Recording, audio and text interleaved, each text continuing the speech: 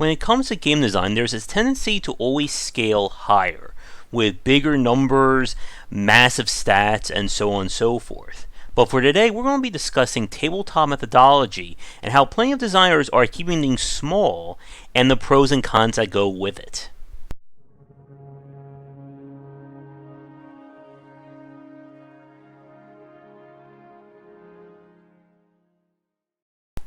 When we talk about the idea of tabletop methodology, we're referring to a game basically making use or designing its systems around similar concepts and philosophies that we see in the tabletop genre. And before anyone says it, we're not referring to paper prototyping in this area.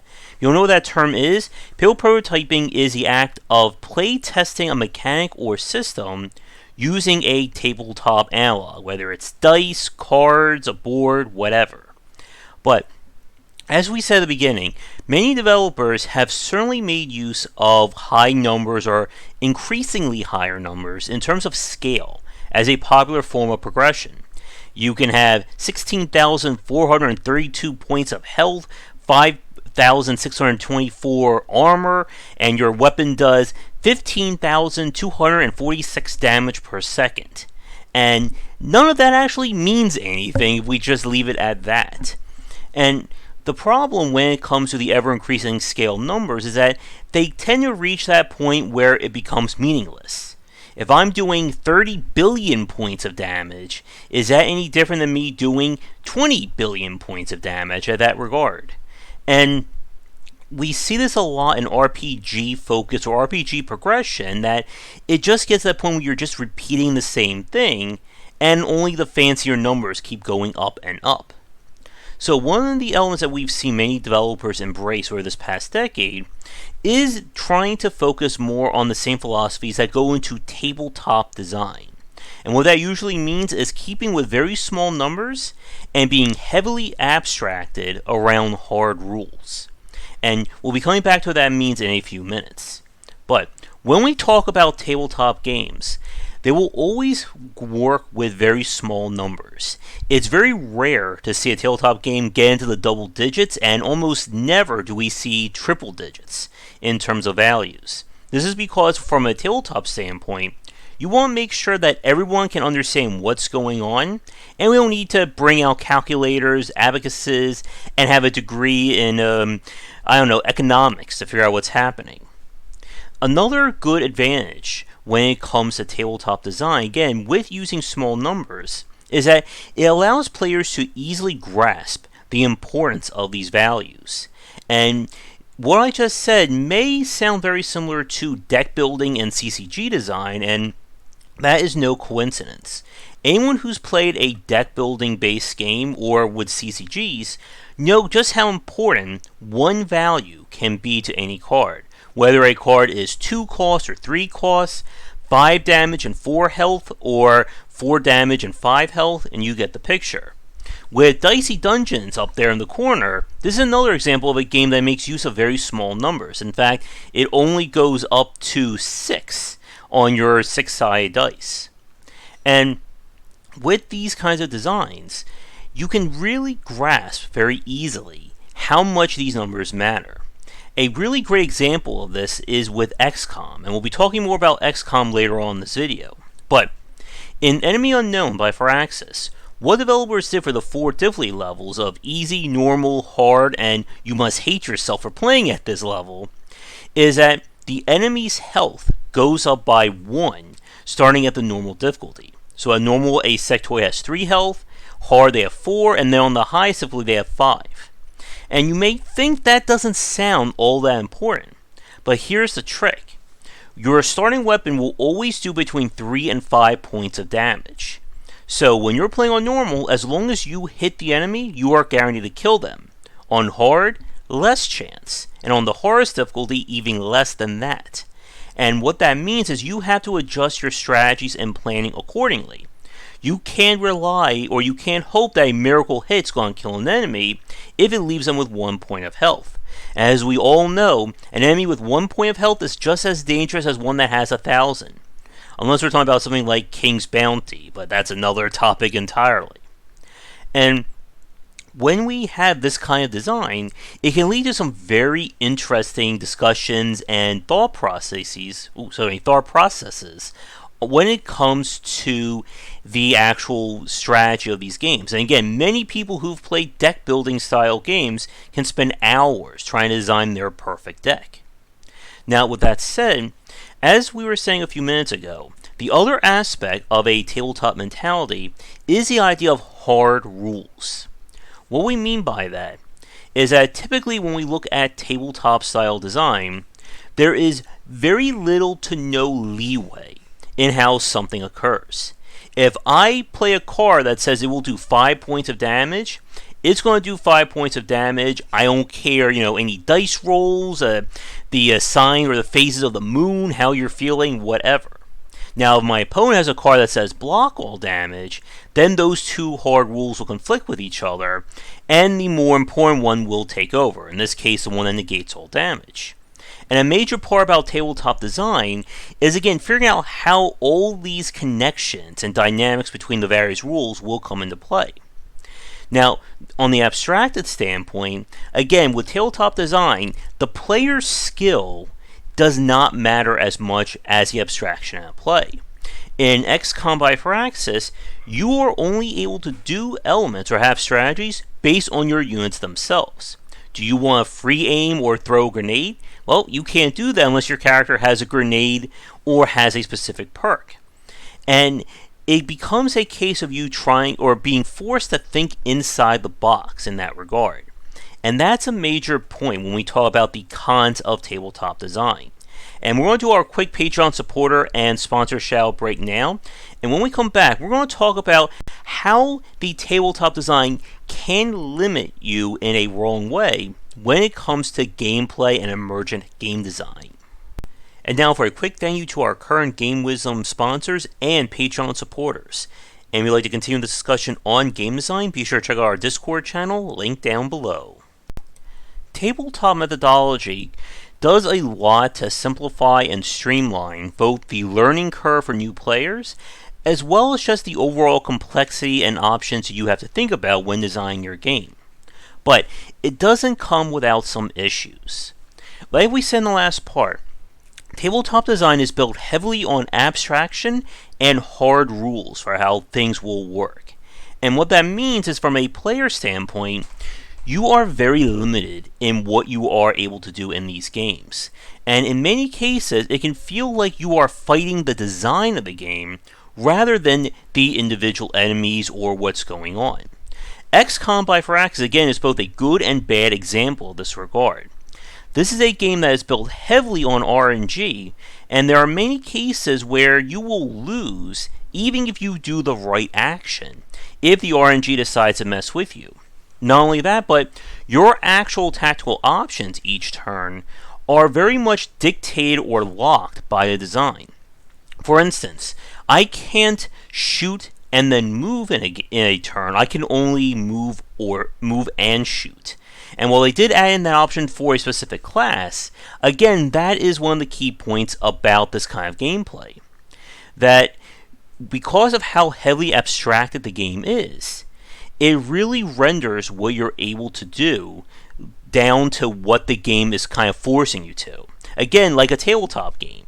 For instance, you can't exactly take a Warhammer 40k figurine and plop it down on a checkers board, although maybe a few of you have tried that in the past. But the problem when it comes to tabletop methodology is that if you're trying to instill or give the player freedom in terms of making a variety of choices or be able to do things in a unique way, tabletop methodology just does not work in that regard. So some counter examples would be stuff like the Binding of Isaac and the sheer craziness of items that can pop up in it. Something like Breath of the Wild, with all the variety of ways interactions Link has, and of course probably the Big Daddy example right now would be something like Prey by Arcane. When we talk about emergent design, it also makes use of hard rules and elements of how things interact. But the systems themselves are designed with enough variance to allow these options to have multiple roles or serve multiple purposes while you play. When you're playing a tabletop-focused game like XCOM, for instance, the game itself does not allow you to essentially think outside the box.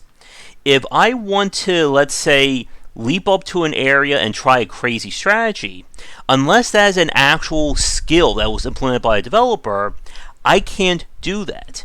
As another case in point, if you want to target cover specifically to damage or remove it, only the Grenader or quote-unquote heavy class can do that outside of grenades and a few other options.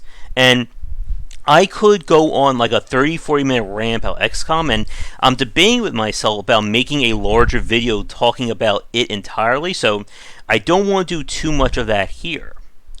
But the point is that when it comes to tabletop design, you kind of lock the player's options based on what you've handmade or hard-coded. If you have 10 choices in your game, and only 3 of them are going to be viable to play, there's no other way of getting around it, because the system and the rules of the design aren't able to accommodate that kind of outside thinking. And in this regard, a lot of tabletop-focused games kind of become almost like pseudo-puzzles, that you're trying to figure out, okay, if I can only do X, Y, and Z, and the enemy has options A, B, and C, how do I get around it? And while that is certainly its own unique gameplay or its own unique progression curve and gameplay loop, it's not the same as a game that affords or opens up for multiple options. When I play something like Breath of the Wild, I have a lot of ways of approaching a task or getting around things. In XCOM, I may have a lot of choices, weapons, items, gear, classes, etc. But if the game basically says that I have to do this to succeed, then none of that matters. And that is a major point about XCOM at its highest difficulty. That when you're playing on Legend, a lot of kind of that you can play as you go and adapt to what's going on that we see in the original XCOM goes away. If you are not entirely on top of your game, you will basically fall behind and you will not be able to catch up. And when we talk about tabletop games, another big issue is that if the player is given a choice and they make that, and then you implement something that is just a complete hard counter to it, there's no way for them to get around it. To give you an example of that, when I played the game, I think it was Card Hunters by Blue Manchu, I hit a brick wall about, I think it was a quarter to maybe a little bit more than that through the campaign. Because I reached a situation where the enemy basically countered every card or every high-end card I had, and I had no means of getting another option or a way to get around it. And this was, again, due to the rules of the game and to the RNG of how loot was divvied out. I have friends who beat Card Hunters and they found it ridiculously easy. Because, again, how they built their characters and what rewards they got were different than mine. And this is, again, one of the risks of tabletop methodology, and something, again, that many CCG and deck building style games have had to deal with. And that is the idea of a meta. And again, meta game design, I'll see another 30 to 40 minutes on that topic. But again, if choice X turns out to be the very best option, why should you choose anything else? If the rules basically have set things up so that this option is always going to be the superior one, there is no reason to experiment, there's no reason to try anything else.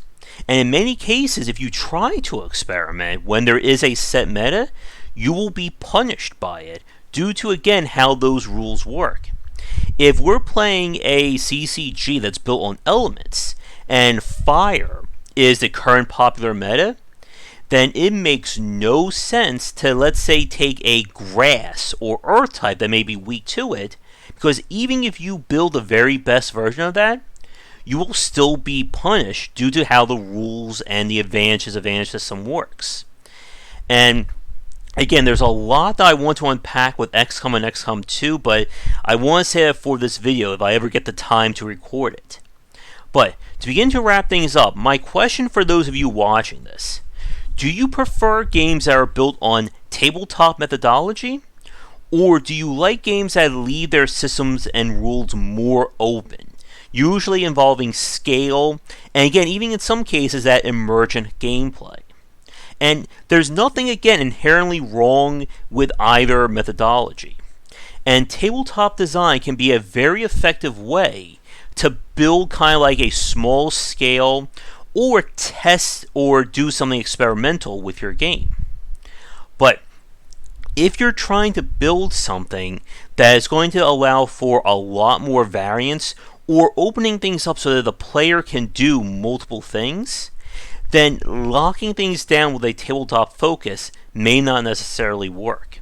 And as one final example before we end things, if you remember when I played the game Octone Cthulhu Tactics, which is kind of like a tactical XCOM meets Lovecraftian Nazi kind of game, if you remember watching me play that, because of how limiting the rules were, I completely and utterly broke that game.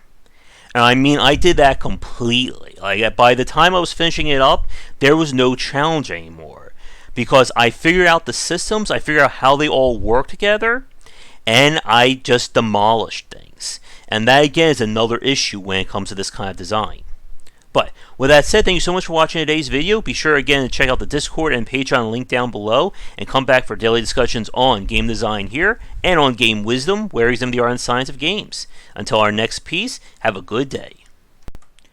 If you're looking for a book on design, my first title, 20 Essential Games to Study, is out now. It is available where most books are sold, and it comes in paper, hardcover, or digital copies. This is the perfect book for anyone interested in learning about game design, whether you are a student, enthusiast, or just a fan. Thanks for watching the video. If you enjoyed things, be sure to do all the liking and subscribing that the kids are doing these days. Check out our Discord channel link down below, where we hang out and chat game design, and come back later tonight for our regular streamings. But that's it, and tune in for more great content here and on Game Wisdom, where we examine the art and science of games.